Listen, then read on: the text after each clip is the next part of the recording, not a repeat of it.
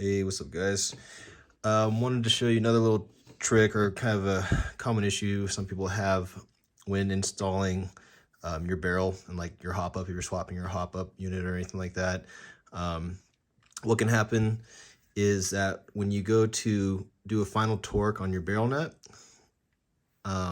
sorry, shaky camera, I'll try to, I think you can see in there that red part, that's the hop arm. So that interfaces with this little arm, which is part of the hop-up dial adjuster on this side. So when you dial that down or up, it makes contact with that red lever, which is the actual hop chamber, part of the actual hop chamber, and that is what applies the hop. So what can happen, I remember when I first got an MWS, this drove me nuts. I couldn't figure it out for the longest time.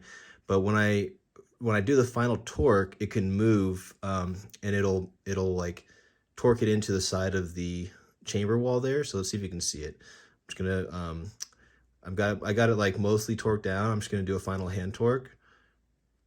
There, you see that? How the red part moved into the side of the wall.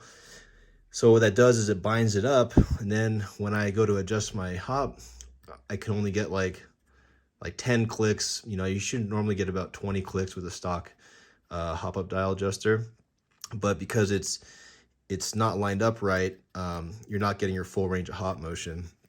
And it's actually not really like hitting that wall that's the problem. I don't know if you're going to be able to see this, but let me try with this. So down here, that part I'm touching, there's another like groove there, and this needs to be able to go all the way down into that groove, to get the full range of the hop motion.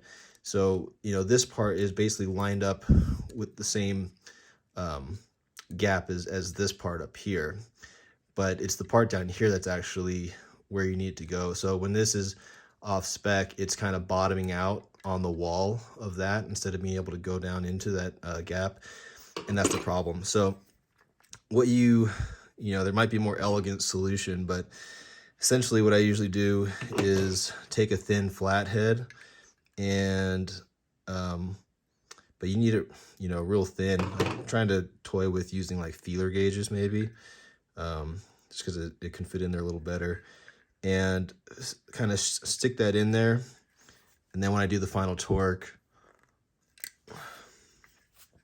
switch hands here. When I do the final torque, it should keep it from contacting the wall. Oops. So let's see. Now so I'm like bottomed out. 3, 4, 5, 6. Yep. So now I have full hop range, and you're not gonna be able to see it, but you can verify that by looking down the barrel and just seeing if your hop nub is, going all the way. But really, you'll just know. I can see too. I don't know if you'll be able to see, but it's going into the groove right there for the hop up dial adjuster. So yeah, essentially that. Flatheads can be a little tricky because it's hard to find one. Like this is a pretty thin, small flathead, and even this is like too thick. Actually, the feeler gauge worked really well because you don't only need to have it not make contact this gap. You need to make sure that it's not contacting the little wall below that.